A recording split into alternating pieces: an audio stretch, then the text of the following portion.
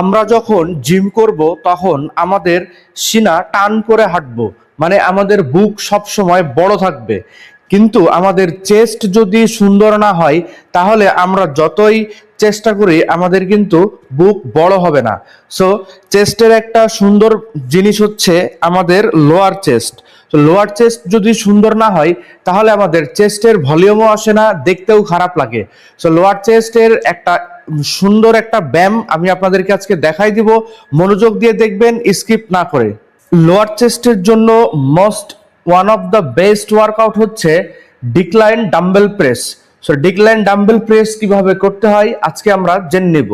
প্রথমে আপনাদের ক্যাপাসিটি অনুযায়ী দুইটা ডাম্বেল নিয়ে নেবেন, তারপরে এরকম একটা বেঞ্চে পা আটকায়ে দিয়ে এইভাবে শুয়ে পড়বেন। আমরা অনেকেই কিন্তু ডিক্লাইন করি, চেস্ট আপ করতে হবে, করে ডিক্লাইন করার সময় এইভাবে ডাম্বেলটাকে নিচে নামাই আর এইভাবে উপরে উঠাই। এমন করলে আমাদের লোয়ার চেস্টে ফোকাস হবে কম, আমাদের ফুল চেস্টে ফোকাস হবে। সো আপনাদের লোয়ার চেস্টে অনেক বেশি ফোকাস করতে হলে কি করতে হবে, হাতটাকে একটু ঘোরায় নেবেন, নিয়ে চেস্ট আপ রাখবেন, রেখে এটাকে নিচে নামাবেন এবং উঠানোর সময় চেস্টের বাইরে প্রেস করবেন, ডাউন করবেন slow, breathe in full stress, উঠানোর সময় একটু ফাস্ট, ব্রিথ আউট।